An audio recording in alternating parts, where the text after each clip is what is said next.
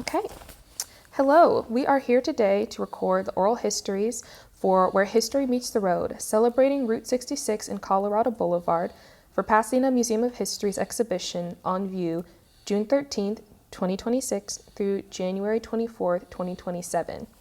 It is 1:54 p.m. on May 13th, 2026. In the room, we have Lyle Johnson as videographer, Natalie Riddick as interviewer, and we are here today with Gary Moody. Amen.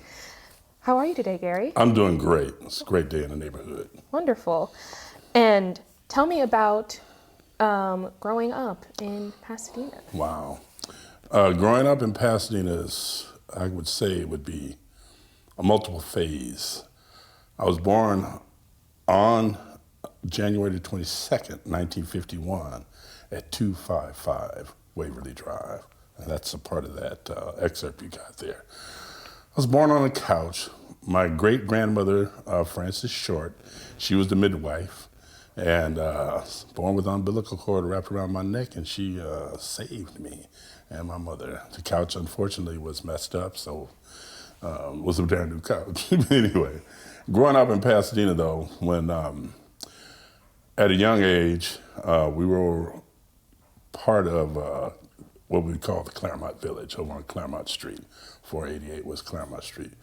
And my grandmother and my great-grandmother, they came here to Pasadena from Augusta, Georgia in 1921. And moving here to Pasadena, we had a very great opportunity to be able to be a part of some of the most richest families in the country at the time with the Gettys and the Lowes. And we were able to stay at one of the Lowes homes, which was on Orange Grove, before we were able to move over to Waverly Drive. But most important fact is the fact that in the early days of the 1950s, our educational system and our elementary school system, you know, they were top notch. So I attended Cleveland Elementary School, Washington Junior High School, one of the second graduating classes of Blair High School in 1968. Pasadena City College, and I attended San Jose State with an athletic scholarship in track and field, and graduated from Cal State LA. But we had a lot of fun on Claremont Street, and our association with the Rose Bowl and with Brookside Park is something that would be a part of a Tom Sawyer-ish adventure. And me and my good friends, Obie, Killis, Raymond, and Diana, my sister, Michelle, and Ronald Hopkins, we used to go down to Brookside during the summertime. I mean, straight out of a book. Go swimming at the plunge, not knowing the history of the Brookside plunge, okay?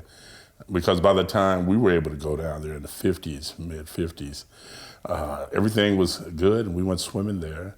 And they had a little deli next to it where we'd get hamburgers and ice cream cones. You know, it was wonderful. And just going and being a part of the neighborhood, we didn't realize the whole idea of prejudice or, you know, racism, because it wasn't really a part of our bringing up. You know, I brought up with all kinds of different groups, not knowing that our Asian counterparts from Japan that lived down the street were interred during the World War II, and their homes were razed by whatever group came in there and just robbed their homes after they were taken and put at Santa Anita Racetrack. So it was a storied experience involving various parts of, at the time, which was not really known as Northwest Pasadena, because at the time it was all about the South End, those that lived down there by my grandmother's home at 255 Waverly Drive. And we grew up also around the Pepper Street Gang.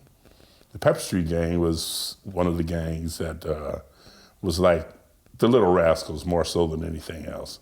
And with Claremont Village, Pepper Street Gang, which was a member of the Robinson family, Jackie Robinson and Mac, and then were members of also the Pepper Street Gang, Claremont Village here with the Hopkins and those of us. We used to fight in a alley called the Rocky Coast, and that's where Zanza is now. And used to throw dirt bombs, okay, at each other and stuff. We had dirt bomb fights. But going to Cleveland, I think, was really important to note that it was a stellar education as far as I was concerned, as far as our family was concerned. And I can still remember it like yesterday. My first grade teacher, Miss Malone. My second grade teacher, Miss Feldman. My third grade teacher, Mrs. Acano. My fourth grade teacher, Miss Jean Williams. My fifth grade teacher, Mr. Callahan. And my sixth grade teacher, Miss Helen Mary Williams, who, by the way, is the founder of Outward Bound. And just to take us over to, at the time known as Devil's Gate Dam, and we get all, excuse me, all the rocks and all the little flora and fauna that was over there. And she'd ask us to name it. We'd take it back to Cleveland, and it was part of our science projects. But the key, I think, to my growing up was my relationship with all the friends that I came in contact with at Washington Junior High School. Seventh grade was probably the most difficult time in my young adolescent life, because going from an elementary school experience was one teacher to 4 or 5 teachers, seventh grade was really tough. But I learned a lot about the educational process at Washington Junior High School. But I looked also at the fact that by the 9th grade, I was coming into being a little confused of what I really wanted to do, because I didn't know anything other than the fact that I'm in school, I'm enjoying myself, and there wasn't really any type of counseling that would give you any type of educational background regarding like college or anything like that. But thanks to some really good friends that saw me in another light, I'd have to say the McKinley brothers and Jerome Andrews and my sister and her partners, we went to Blair. And the answer to that, why Blair, is because John Muir High School was a storied high school that all the superb athletes, state champions, this, that, and the other. And I was asked, he said, well, you weren't able to get on any teams at Washington because you kept getting kicked off. It's a tough situation. So instead of being a part of, let's go make history. And so I decided upon going to Blair High School. And by the time I got to the 12th grade, Blair High School had already been Foothill League champions. We beat the pants off of Muir and PHS in 1967. And went 9-0, but lost at Rose Bowl to El Rancho 7-0 in the rain. But being at Blair also was awakening to the first opportunity I had to hang out with white folks. And the first time that we came into contact where we were the minority. We were the majority at Cleveland, majority at Washington, but the minority at Blair. And made some really good friends at Blair, all colors. And, excuse me, some of them came from San Marino, others came from Arcadia, but they attended Blair High School. Little Blair High School became what I would say the first integral as well as community activist high school before Muir and before PHS.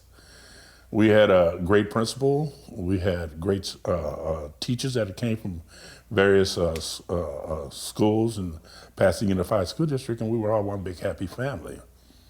So that got me to thinking about who I am, and what am I? And when Martin Luther King was murdered, assassinated, we put together a group, all black and white all together. It was called Black and White Together.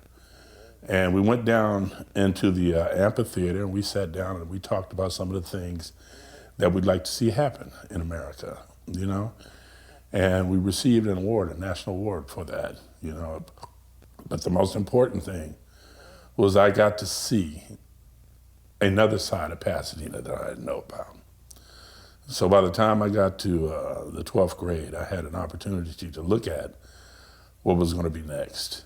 I was given an athletic scholarship to Cal Poly Pomona, which I poo-pooed and didn't let go. I ended up at PCC. But just thinking about how you grow up in a place that has a storied relationship with the world, the Tournament of Roses, the Rose Bowl game. There was a part of Pasadena that was unknown to the world. And that was the area in which basically we were and where we grew up. But we looked at Pasadena on a different light in regards to how the world looked at Pasadena.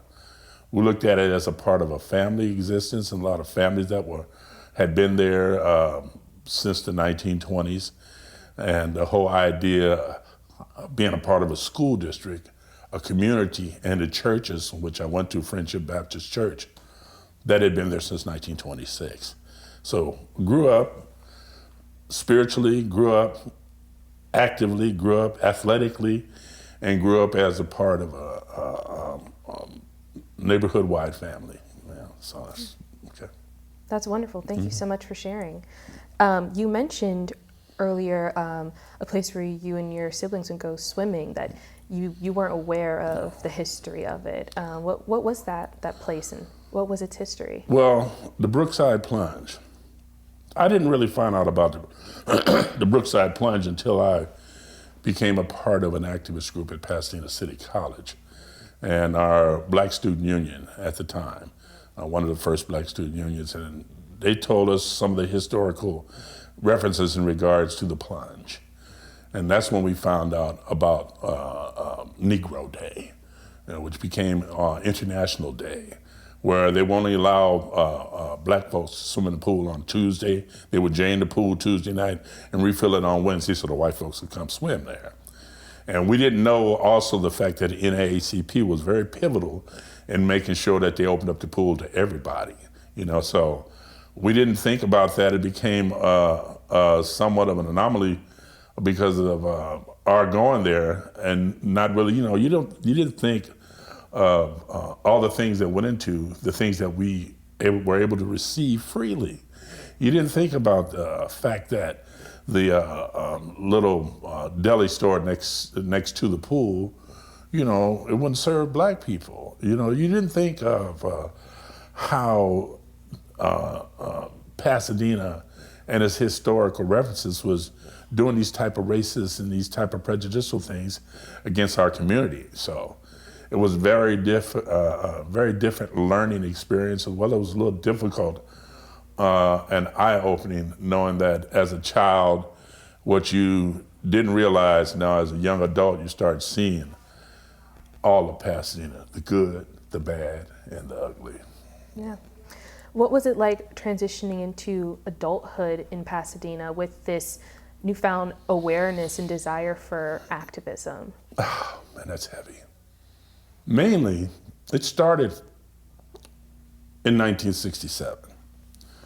And in 1967, I was a junior in high school, and they had a walkout. And the walkout was over at Jarman High School regarding the teachers. And it wasn't really that widely known about the walkout. It only lasted a couple of periods. By the time we got there, they're all back in class. But it really started with the assassination of Martin Luther King. And Washington Junior High School, we were there in the classroom in 8th grade when JFK was assassinated in 1963. But 1968 was different. We were at track practice, and on the way back from track practice at Blair, we learned that Martin Luther King was assassinated. And that's the day that we had the black and white together, and it formed a bond between a lot of black folks in Pasadena and a relationship with those of our parents that were already being active in regards to dealing with the racist policies, institutional racist policies of Pasadena, especially at the NAACP. So in 1968, that's when I joined the BSU at PCC. And at that point, there was also other things that started to happen. Now, I'm kind of like hesitant to speak about the George Jackson, okay, and the Soledad brothers because they're part of my family. But having seen Angela Davis and my sister-in-law, may she rest in peace, Penny, and her sister come to PCC to talk about the Soledad brothers, the whole situation involving prison rights at San Quentin. My brother was also in San Quentin at the time, and the community, basically awareness was also being brought together through the Black Panther Party, which was now becoming, very prevalent throughout the United States, and trying to build a chapter in Pasadena, and the US organization, which was founded by Maulana Ryan Karenga, who was the founder of, Kwanzaa, who is also a professor at Cal State LA. So at that time was a Black awakening in Pasadena. It was a Black awakening in Los Angeles. It was more or less an extension of the 1965 riots. I got caught up in the riots in '65, but I had a different perspective. My uncles lived on Normandy and 95th, and the whole situation involving the cutting off of the freeways and stuff. And so I got caught up in the riots in Los Angeles and was not able to leave for 2 weeks. I'm from Pasadena, a little Pasadena boy out here caught up in the Watts riots and so-called insurrection. And, it still didn't really, I really didn't understand until I got to Blair and I got to Pasadena City College. And that born the activism in me, and working through the NAACP. And some of my family members were part of the BPP, Black Panther Party. And at the time, the original prison rights group called the Black Guerrilla Family. So that helped in regards to my understanding. And as we went forward, which reminded me of the time that at Pasadena City College, we rallied behind what was going on throughout Los Angeles and the Pasadena area, and we called it Pasadena, Mississippi. Okay, and that was that was really, really, really, really pivotal in my activism. And that's basically where it began. Wow. And how did it feel being part of that community? How did you guys bolster each other during that time? Power. I mean, that's the most powerful that I felt as a Black man at that time. The Black Power movement was just beginning, before people like Stokely Carmichael, H. Rap Brown, and those were involved in the BPP, as well as those that were Huey Newton and all of them. We were feeling that power.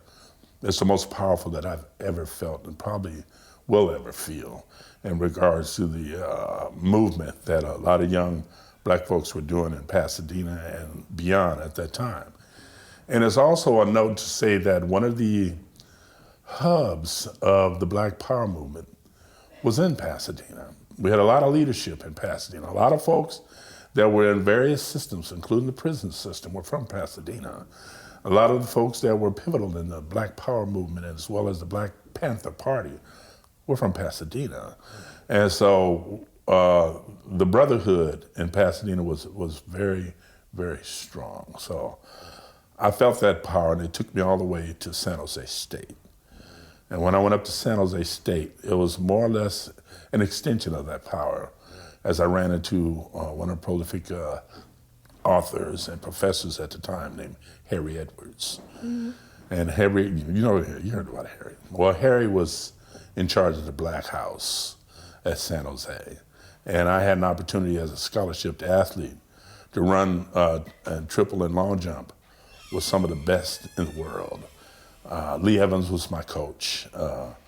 John Carlos, Tommy Smith, Ronnie Ray Smith, Kirk Clayton,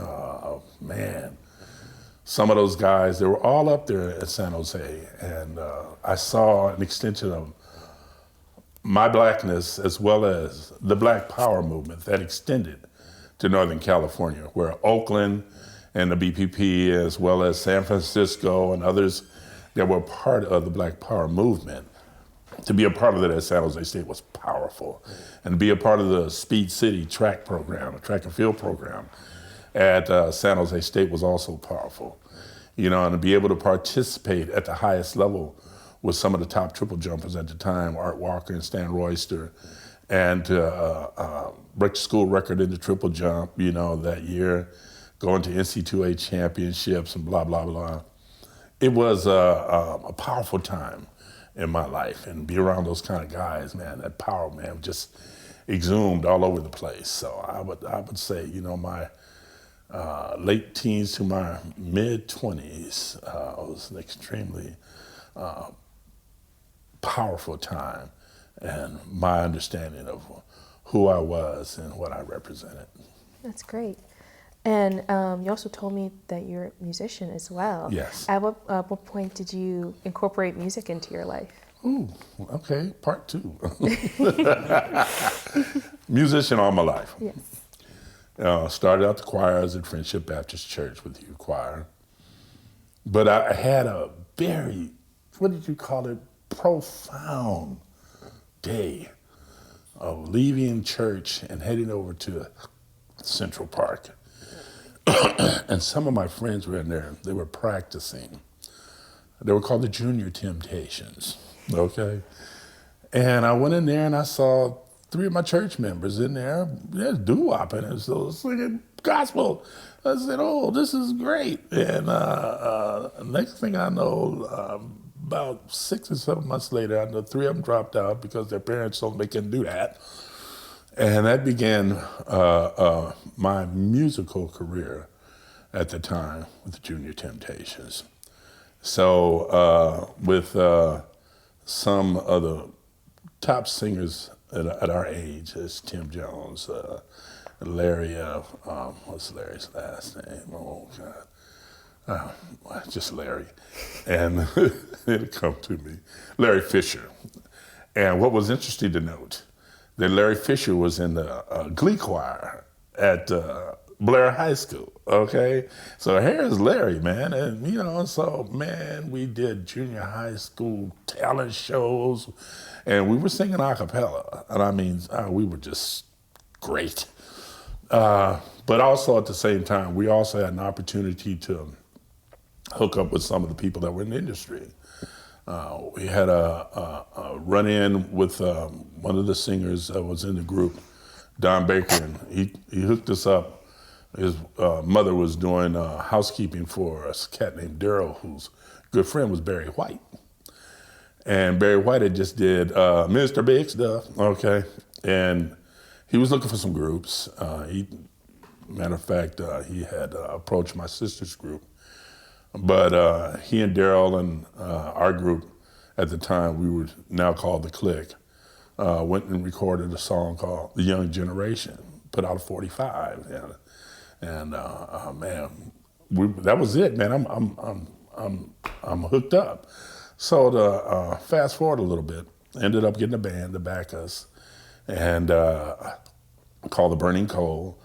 And so I left Pasadena and went to San Jose and continued my musical career doing shows for Delta Sigma Theta, you know, and that's also where I joined Kappa Alpha Psi. Okay, so it made a lot of difference being able to leave Pasadena and come back. So when I came back to Pasadena, my goal was to not only have a hit record, but I wanted to join a group and I wanted to get a Grammy, okay? I wanted that Grammy. And unfortunately, that didn't work out that way. But at the same level, some of my fraternity brothers were also deeply entrenched in Funkadelic. And One Nation Entertainment and Thing Incorporated were also a part of our fraternity brothers. They were the administration for Parliament Funkadelic and George Clinton. So, excuse me. We formed a group called the Mother Funking Noop Band. Okay. And we did all the colleges, all up and down the state of California. I was the lead singer, and we played nothing but funkadelic songs, okay? So it's getting close. Fortunately and unfortunately, a couple of the members, Blackbird McKnight, ended up being a part of P-Funk. Archie Ivy became president of One Nation Entertainment, also personal administrator for George Clinton. Ron Bremery, who was our guitar player, ended up road manager for P-Funk. Bruce Peterson also managed some of the groups that were part of Parliament Funkadelic, like Parlette and Brides of Funkenstein. So it was almost natural. And at the same time, I had an opportunity with a good friend of mine, Jeru Morgan, to be introduced to Sly Stone. Okay, so the unfortunate part of that was Sly was at the end of his career, and he was not showing up for shows and things of that nature. But I never had an opportunity to play with him, but I did attend some of his recording sessions, and from that point, Raw Days was born. And Raw Days Ltd, which is my label and production company, began to work in production throughout the industry, working with various peoples that are part of the industry. We worked with John B. on certain levels. We worked with Bootsy on certain levels. We worked with, not only Blackbird, but some of the Red Hot Chili Peppers, you know. As a matter of fact, Cliff Martinez, he is now a prolific soundtrack on the level of some of the top soundtrack organizations that work throughout the music industry. And Jack Sherman, those were two of the original members of the Red Hot Chili Peppers. So at that point, it got pretty deep, and Blackbird and I and Frankie Waddy, which is the drummer for Bootsy, Michael Clip Payne was one of the singers for Parliament Funkadelic. I still do producing and writing and arranging. Right now I have 2 videos out that I mentioned a little earlier. One is called Call on Me, and that's on YouTube. And the other is Countdown to Christmas, which is in its 6th annual release. That comes out on Christmas, sung by one of my old band members, or doo-wop members, who turned into a prolific writer and singer for Motown. His name is Tim Jones, and the group that is part of is called a group called Legend. So we do that. Matter of fact, we just released it this past Christmas, and another one called Resurrection Day that we released in Easter was sung both by Tim Jones. So I look at that in that respect as being another phase in the whole lifestyle that has been a part of my passion, for music, and at the same level, just my passion for just being able to create something that is relative to the music industry, and that's just relative to people. Yeah, that's wonderful. Thank you for sharing. I wanted to ask you about your family's history in Pasadena and the house that was part of your family story. Let me take a deep breath. Of course.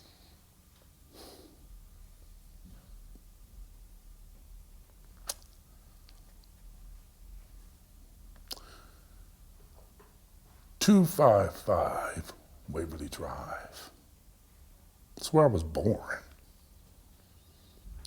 And as a child, it's where I had, probably from a family standpoint, some of the best times as a child and a family member. My great-grandmother, Francis Short, and John Short, my great-grandfather, we had a 2-home I would call mini estate on Waverly Drive, front house and the back house. The back house is where my great-grandmother and my grandfather died. He died 6 months in 1953 after my second birthday. The first time I remember being in this world was standing around his bed as he passed away in the house in the back. My great-grandmother, she passed away in 1965. And I would say that those two people were very pivotal in the upbringing of our family on my mother's side. And the house in front, a beautiful home. It had a dichondra that, people that understand gardening, if you heard about a dichondra, they're little, look like little leaves, they're little round leaves. And you could lay in that dichondra, lay in it, you'd sink in it, and as soon as you got up, it would puff right back up. So Grandpa Bailey, Papa, he was very prolific in my work ethic. But most important, he is not only a great grandfather, he was a great father, he was a great community member, he was very spiritual. He and our family helped put the cornerstone in Friendship Baptist Church in 1926 or 25. One of the original members of Friendship back in the day before it moved to where it is on Dayton and DeLacy. Our family was probably one of the major influences on Friendship Baptist Church in its early days. My grandma Bailey, Grandma Bailey, she was not only the matriarch, but she was in charge of the women at Friendship. And where Grandma Short would be sitting with the mothers of the church, they all had to dress in white. Grandma Bailey was the leader and of the Altar Guild. And our family, along my brother Winston and myself and Michelle and Francine, we were almost like one of the first families of Friendship. We didn't realize that. But I know under the auspices of Marvin T. Robinson, Sr., he being the leader of the Southern Christian Leadership Group on the West Coast, Western region, prominent in bringing Martin Luther King 2 or 3 times. He came to Friendship, okay? And just the whole idea of the family being that pivotal in what was at the time known as the South End, okay? The only house east of the railroad tracks for Black Pasadena. Everybody else was on the west side of the railroad tracks. We had 2 shotgun houses of the Winfreys. That was my grandmother's family was associated with a great-grandma. And our home was the social events of Friendship, where every month, depending upon whatever the season was, we'd have these extremely stellar buffet setups. You know, the driveway went on a S all the way to the back, and the buffet would be set up where, we feed 50, 60 members of the church. Pastor would come all the time.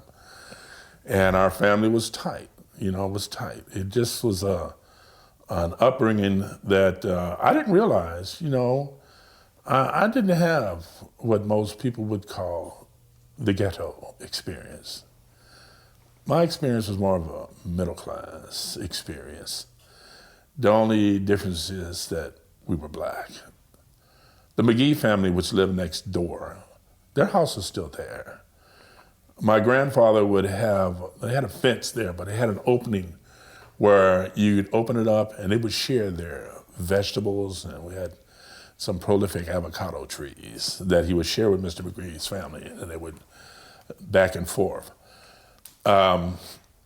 it was also noted the fact that he being a part of the trustee board as well as one of the financial members of Friendship Baptist Church also led to our being able to buy that home, being associated with some of the richest families, not only in Pasadena, but in the nation. To be able to come on a $2 train, a one-way train from Augusta, Georgia to Pasadena, to be able to stay there on Orange Grove as a part of the Vanderbilts, who my grandfather, being a gardener, part of the Japanese Gardeners Association, the only black man associated with the Japanese gardeners who lived across the street on Waverly Drive. And some of the things that they would do, horticulturally speaking, my goodness, the things that they had, the way that, I don't remember the name of the family, but they had a wonderful floral arrangement in the front of their house, And Grandpa Bailey's dichondrolon was, everybody wanted to find out how you did that, okay? And it just made for our being somewhat sheltered to the other things that were going on in the South End, to the other families that are in the South End that were living day to day. Some of the other families that were down there, unfortunately, not able to receive employment from the city of Pasadena, otherwise, junior chambers of commerce and things of that nature. But the bottom line was, not only did they survive, but they succeeded by giving to each other. So I would say almost 90% of the folks that had businesses in South End were self-employed, okay? All different types of situations, my grandfather being a gardener, as most those that were shining shoes, those that were doing plumbing, those that were doing other types of carpentry work and in the South End. So we didn't feel that type of pressure, And I just remember right across the street was a chain link barrier. And Grandma Bailey used to say, do not go on the other side of that barrier. You might not come back. I didn't understand. But on the other side of that barrier was white Pasadena. On the other side of that barrier was the limited amount of access that we had as a black community to live right next door to this white community, not knowing that when the Tournament of Roses came and the parade was about to begin, we'd have family members come from all over to stay at our house at 255. And it'd be about 30 or so of us would walk up Waverly Drive all the way to Orange Grove. And when they saw these black folks up there on the corner of Orange Grove and Waverly Drive, we'd get those looks. But Grandma and them, they didn't care, And they would hang a right and go over as close to Colorado as they could and enjoy the Tournament of Roses parade. We'd come back and we would, I'm not me personally, but they would party, okay? But it was that type of family existence that we knew. It's that type of family existence that was known by the whole community. And it was that family of spiritualness that reigned through friendship and First AME.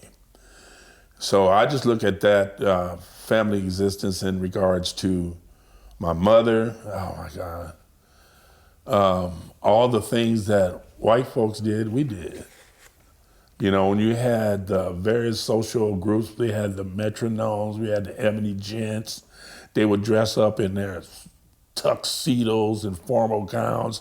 I didn't bring those pictures. I could have brought those pictures of them sitting and standing around and at the Elks, or over there at the, it's still there on Walnut, right next to the Shell station. They would allow the ebony gents to go over there and we'd have our formal parties. As a matter of fact, at the same level, we would have formal events that would basically be in the parishes of First AME and the parishes of Friendship Baptist, and then one of the newly formed churches back in the 1920s, which was Scott United Methodist. So, excuse me, from a family perspective, we really enjoyed being separate but equal. The whole integration process, in which basically came out of the March on Washington, and where we wanted to stand and sit in front of the bus, Rosa Parks, blah, blah, blah. I think at that point, it gave me a wake-up call. But looking back, I don't remember having ever thought about anything black being anything less than white, okay? Matter of fact, we were having the best of our times in Pasadena without ever having to be a part of a junior chamber of commerce, a city of Pasadena, which was at that time not allowing our groups to participate. I have another one that you might want to write down. It's called The Socialization of the Negro in Pasadena. It was written in 1941. I think I forget Crimmi's first name. Socialization of the Negro in Pasadena. What gave me, and also I got this when I was at the NAACP, real different perspective of how we were being treated that we didn't know, that my parents and my grandparents already knew. The process of where we would not have an opportunity to be a part of certain departments in the city of Pasadena, where we were limited to access at various department stores. I didn't realize going to Hertel's and Nash's was the only place we can go in Colorado. I didn't know that Woolworths, did not allow us to go in the back and to the little sundries where they had, their malteds and their, donuts and stuff. I didn't know we couldn't go back there. The only places they'll let us go was Thrifties. Go over and get our little ice cream and keep on stepping, get out of Colorado as fast as possible, get back to the neighborhood. But from a family perspective and conclusion, that I thank God for family. I thank God for the growing up in, I thank God for 255 Waverly Drive. And the unfortunate part of that, the only reason they tore it down was right of eminent domain. How you gonna tear down a house that in 1947 was declared a historical residence? How would you step on something like that? How did we not know that that's what that was? How did they not tell us on certain levels? My grandfather, he took it on the jaw.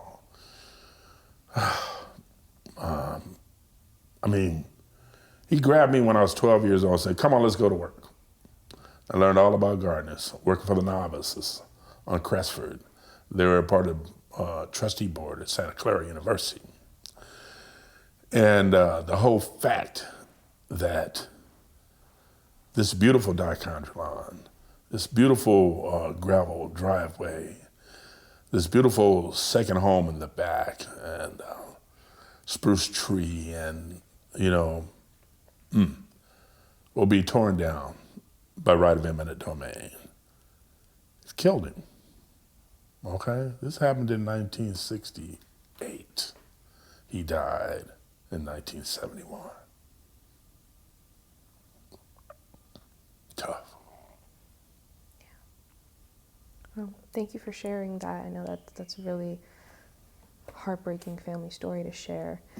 And I know that that house is so valuable to your family. How have you, as the next generation in your family, kept the spirit of 255 Waverly alive? That's a good question. I don't know. I have to bring up my older sister, Michelle. Excuse me. She's become the matriarch. My oldest brother, Winston, he caught all of the racism smack dab in his face. He was born in 1943. And Winston George Moody, man, he was very intelligent, probably just too intelligent for his own good, because he wouldn't take nothing from nobody. And the mere fact, from a family perspective, he wore it on his sleeve. He wore his anchor on his sleeve, and his intelligence, when they told him at McKinley Junior High School in the 8th grade, he said he wanted to be a doctor. And they told him, man, the best thing you could do was sweep the streets. He lashed out at the teacher and got expelled, okay? 2 years later, he got into a situation with a white family.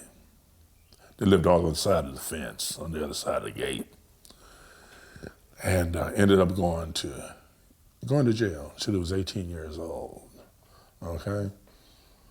But at the same level, you know, he was a mentor to me, as well as Dr. Charles Clay, who was two mentors, and he and Winston were great friends. But that led to our family knowing and understanding how much it meant, and it was important for the siblings to recognize and understand each other. Now, my older sister, she also caught the end of it. She was born in 49. And her and Winston was tight all the way until his death. He was murdered in Portland, Oregon. And she keeps it together for us. I mean, she's got an attitude, man, whoo, Lord have mercy. You know, it's either my way or the highway, but at the same level, usually her way is usually somewhat taken with a grain of salt, but it's usually the right way. And so between Michelle, myself, Francine, Sydney, Laurie, Julie, and Marcia, we stay together. We are in touch with each other at least once a day. And just understanding what it is that we do now know about our whole family, you know, and the whole idea regarding how important it is to be family, you know, and to support one another, the good, the bad, and the ugly. You know, it makes it an existence that really helps us from day to day, even up to today. This interview, this for me, it's an event. Okay, I've been poo-pooing talking to anybody about this. I've been approached by many people about the book. I have become known as the Black historian of my generation, the baby boomers. And it's only because of the fact that when you're wide awake and you can see in 3D, 2D, you know, even when you're asleep, you can see. You know, it makes it a very cosmic existence, so I'd say. But we're very close. We're very close, and understandably, now that we have grandkids, great grandkids, it's important that I did this because for my grandkids, it's going to be important to know the legacy, not only of our side, which is the Short family, but on my father's side, which is the Moody family, which is a whole other story, okay? I mean, the whole situation, the fact that the Shorts from Augusta, Georgia, and the Moody's from Waycross, Georgia, ever came together to end up here in Pasadena. Goodness gracious. The whole World War II situation, which brought a whole bunch of black GIs into Pasadena to create a middle class that still, to a certain level, exists on the streets of Arroyo Seco to Salida Road, all the way up to Howard, all the way east to Lincoln, that came from a south end on Pasadena Avenue, Winona Avenue, Cypress Avenue, Bellevue, Waverly Drive, and Belmont, and just to look at the fact that the secret that is now slowly being exposed, be it known to the next generation that if it were not for black Pasadena, there would be no Pasadena. Traditional as it may be, our existence here has really attached us to the hip with the Indiana colony when they first came to Pasadena, and the other ethnic groups that also survived and succeeded in spite. Mills Alley with the Chinese people that were thrown out of Pasadena and effigies burned down there on Mills Alley. The Japanese that were interred at Santa Anita Racetrack and interred at Pasadena City College, okay? The black families that were denied access to various components of Pasadena to the point that it all blew up in 1969 at the insurrection at Pasadena High School, where finally on the east side of Pasadena, they got an understanding that we're not going to take this anymore. And so when you look at it from that point, my sister, myself, and our family, we are what is, what was, and what will be still what Pasadena is all about. Right, Gary. Thank you so much for sharing your story with us and showing us the Black Pasadena and how it's so integral to what the city is today. And my final question is, what are your hopes for the future of Pasadena and for the next generation? Well, that's an extremely loaded question. It's extremely loaded from the fact that our Pasadena Unified School District's educational system is cracking, and it's becoming somewhat of a ghost of what it used to be. The fact that we've lost over 15 to 20,000 students, the fact that private schools and charter schools have become the prominent source of education in Pasadena. Mayfield, Westridge, Chandler was extremely exclusive, primarily for white kids. But because of the breakdown in our PUSD, we found that a lot of our kids, they don't want to go to Pasadena Unified School District schools because of that. There are a few schools that are left that are still stellar, Dominito, Hamilton, Field. But for the most part, the schools don't have the funding. They don't have the curriculum that is, the curriculum that we need to educate our youth and our Gen Z generation. Our city of Pasadena is still strong. They have over $1 billion budget for the general fund. And so it is still stellar in a lot of levels financially and economically. But it has become exclusive instead of inclusive. And so that makes it difficult for those who want to live here because the middle class in Pasadena has shrunk to a point where it's almost non-existent. We're into a have and have-not situation in Pasadena. And may I add, see, I live in Altadena, that this recent fire has kicked a whole lot of families to the curb.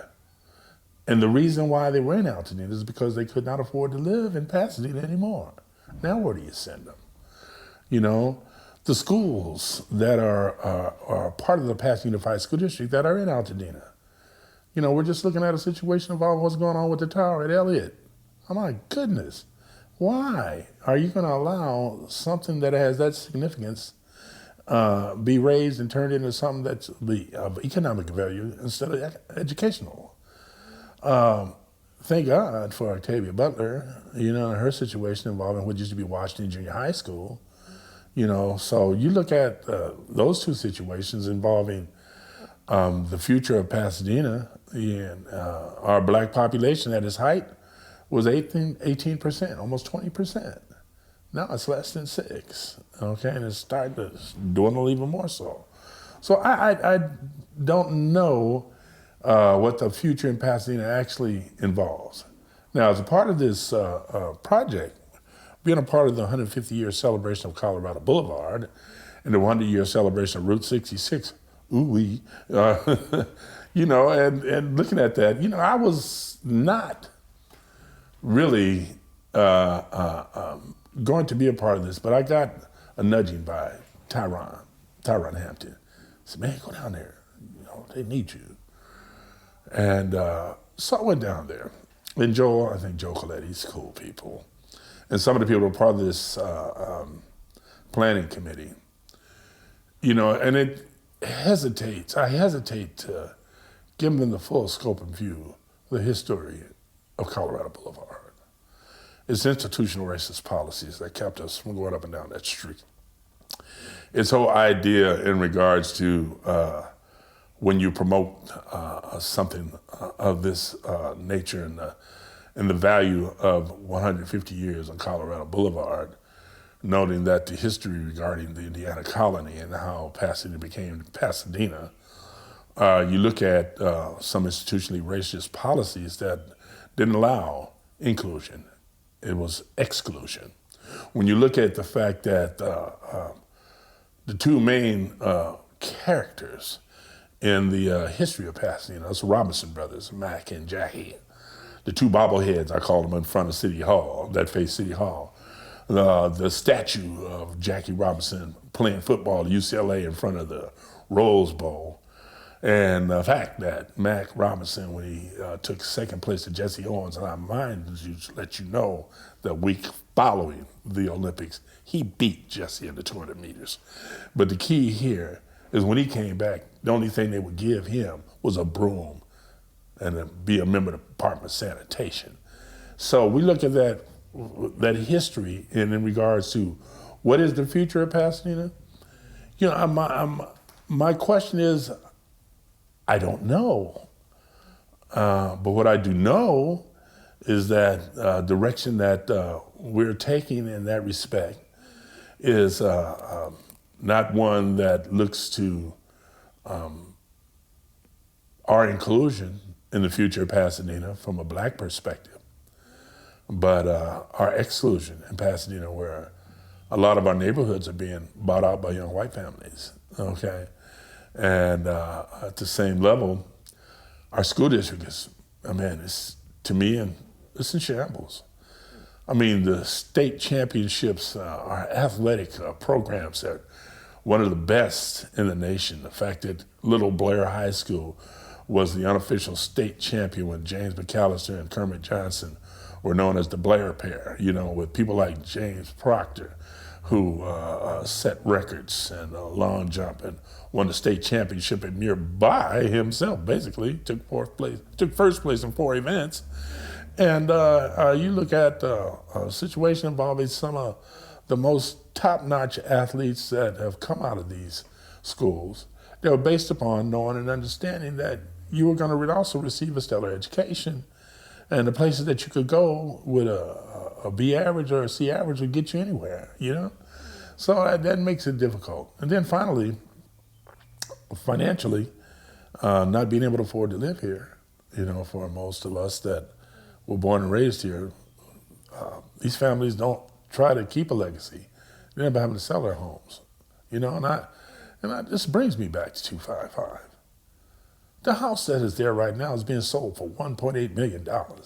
Okay, it's not even big as the house we had. Okay, so the future of Pasadena, the legacy is going to be based upon our not forgetting our history. Our legacy is going to be built upon allowing our school district and the people that are part of the school district, the people that are part of the neighborhoods that these schools are involved with, participate actively. My last point in that is that we have the grandfather of all stadiums called the Rose Bowl. Not once has there been an event to raise funds for PSD at the Rose Bowl. And I would look at the fact that if we're part of the playoffs and we get to semifinals, Indiana was there last year, 100,000 people. We got over 250,000 people that came through Pasadena through that event. If they would take that money and some of the money that is raised through those events, other situations that are held at the Rose Bowl, and make that a part of raising funds for our PUSD, maybe we could start somewhat of the rebound. But I doubt very seriously it would be in my lifetime. So for me, the future of Pasadena, I turn over to my grandkids and to the young folks here in Pasadena to do whatever they can, our NAACP to do whatever they can, and our various fraternal organizations do whatever they can to not allow them to erase our existence. Thank you so much, Gary. It was wonderful chatting with you today, and we really appreciate your story. Thank you. All righty.